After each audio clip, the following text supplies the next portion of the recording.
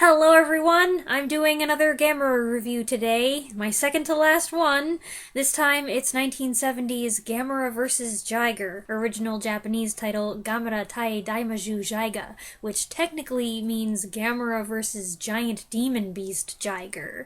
This film, as usual, produced by Daiei and directed by Noriaki Yuasa, debuted on American television as Gamera vs. Monster X.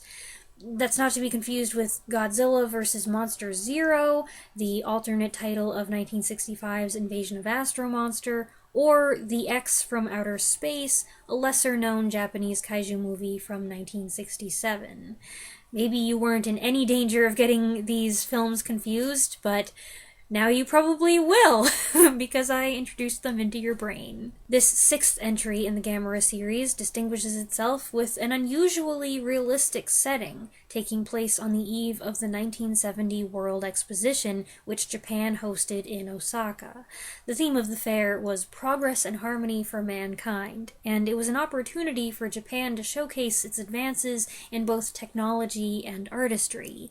The event is fondly remembered as a symbol of Showa-era prosperity and success on the world stage. Incidentally, Japan hosted the fair for a second time last year, and Expo 2025 was again held in Osaka. In Gamera vs. Jiger, the Japanese boy's father is building a mini-submersible in which the children can explore the fair, and his older sister is dating the archaeologist who's developing a multimedia display that shows man's progress through the ages. This all sounds pretty normal so far, but of course, at some point, the story does depart from reality, and it's probably right about here. One section of the display will be a collection of ancient artifacts, including a statue known as the Devil's Whistle from a fictional place called Wester Island.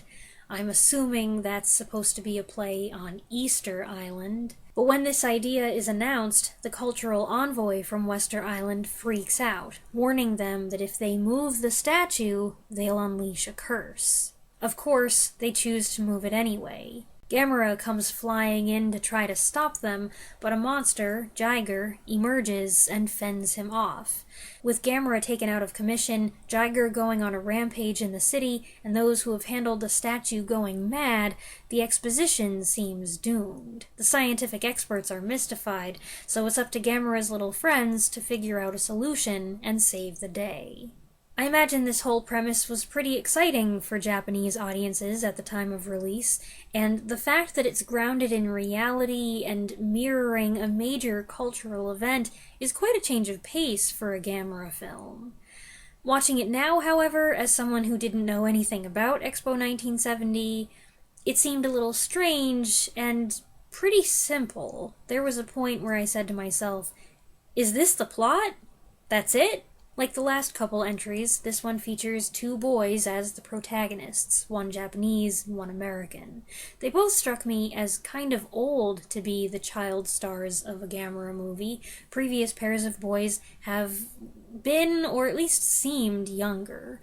And that somehow helps to make a ridiculous story like this, where the kids are the smartest ones in the room and they're going off alone on dangerous missions, more acceptable because this is obviously a fairy tale. The American boy has a younger sister, a very serious little girl who helps them out in the background, like the little sister in Gamera vs. Giron, and the Japanese boy has an older sister. None of the other characters really stands out, although I did recognize the actor who plays the cultural envoy who warns about the statue's curse. That's Chico Laurent, the American-born actor who appeared in 38 Japanese films and shows across a wide variety of genres. I recognized him from 1968's Genocide, also known as War of the Insects. The statue, the Devil's Whistle, is connected to the legend of the lost continent of Mu. A legend, I must admit, I'm not that familiar with. For some reason, in American culture at least, it is not as prevalent as the lost city of Atlantis. I actually learned of it from another Japanese movie, 1963's Atragon, in which the ancient civilization emerges to take over the world. Anyway, according to Mu legend in this film, the word Jiger means terrible as a demon, and the Mu people buried this monster and put the statue over it to keep it in. I'm sure this next statement will rub somebody the wrong way, but to my unsophisticated eyes, the Jiger design wasn't all that different from the design of Baragon a few films earlier. Quadruped, long tail, some sort of fin or spikes along the spine, horn on the head. Jiger looks more like a dinosaur, but I don't know, I just think it would have been better if they came up with something more different. I feel like I've seen this before, or I've seen something very like it before. I want something new. At least Jiger, who I guess is later revealed to be female, has some interesting abilities. 20 minutes in, we get our first screechy fight, and we learn that Jiger has telekinesis, bonk, and air propulsion. It's not much of a rumble. Gamera's preferred move is to carry Jiger up into the air and then drop her. After a couple rounds of that, he clumsily taunts her when she's down, and in retaliation, Jiger impales Gamera with darts, which completely incapacitates him for a while because he can't retract his legs and fly away. Watching him flailing on his back like that is actually pretty sad. I didn't come here to watch an animal suffer. Jiger takes off across the water and starts ramming ships, and then unveils another trick. She can project a beam that burns whatever it covers. This makes fast work of destroying the city. The scientific expert calls this a super-ultra wave, very technical name, that destroys all molecular structure. We see some men get caught in this heat ray, which burns away everything but their bones. This isn't that original a concept. Besides having shades of Hiroshima, it's reminiscent of the Martian heat ray in H.G. Wells's The War of the Worlds. But we haven't seen it in a Gamera movie. Later, they fight round 2, and Gamera loses again. Jiger, who is just full of surprises, pulls a pointy thing out of her tail and stabs Gamera, who slowly staggers away to some very dramatic music. He stops by the water and begins to turn white, which is a creepy visual, especially when it hits his face.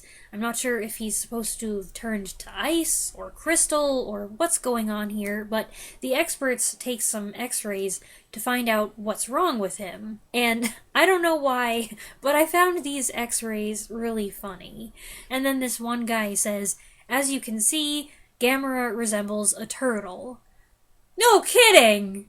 They figure out somehow that the poisonous mask that Jiger injected on Gamera's lung is actually a larva.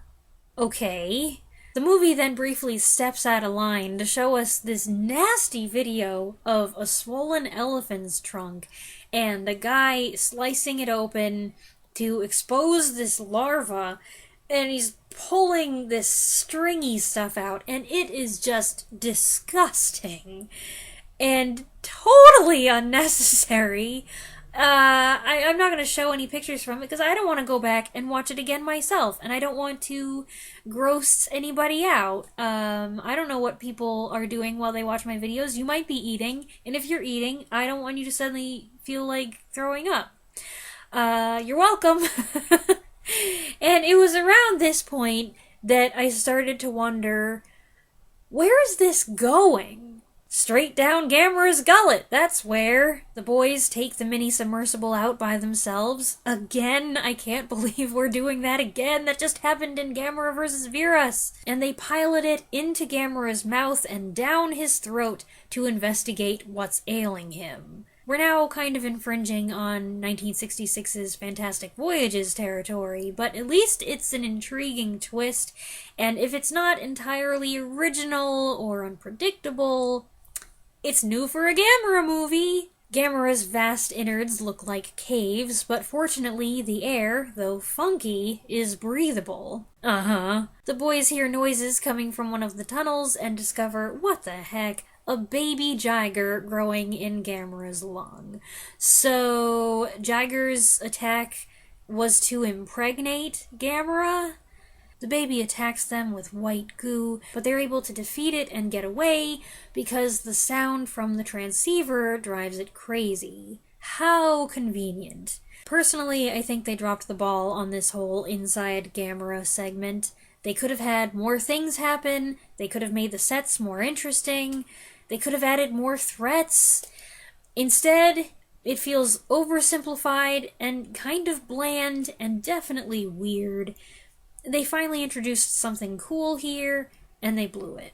After that, it wraps up pretty fast. They use what they've learned about the transceiver and the whistle statue's sounds to affect Jiger while she sleeps. This doesn't actually have a huge effect on the monster, but it did make me turn the volume back down. This is such a noisy movie. All Gamera movies are noisy, and I think that's one of the biggest reasons why I came to dislike them. It's just a cacophony of sound effects. I'm not saying the Godzilla movies aren't also noisy, but Godzilla has an awesome roar, and Gamera is just, ah! And then the other monster roars are just as bad. Needing reinforcement, the kids convince the adults to use all the power at their disposal to revive Gamera. He gets his mojo back, they fight, Gamera grabs the statue and takes off with it, Gamera uses the statue as bait, and then whips it, javelin style, into Jiger's brain. As you can probably tell, I didn't care much for this movie. It has some historical significance, it introduces some interesting ideas, and it's standard fare as far as these Showa-era Gamera sequels go. It's not incompetent, the effects work is still okay, it's consistent with the preceding films, so if you're a Gamera fan, you would probably enjoy this. I'm not a Gamera fan, and I was pretty bored. At least this time they got all the stock footage out of the way at the beginning, but I still had a ho-hum, been there, done that reaction to a lot of this. It doesn't do anything great with any of its ideas, and unlike the last act of Gamera vs. Virus, or the bulk of Gamera vs. Giron, it's not bombastic or bonkers enough to be fun. I've learned that in a Gamera movie, you kind of need those moments of endearing insanity.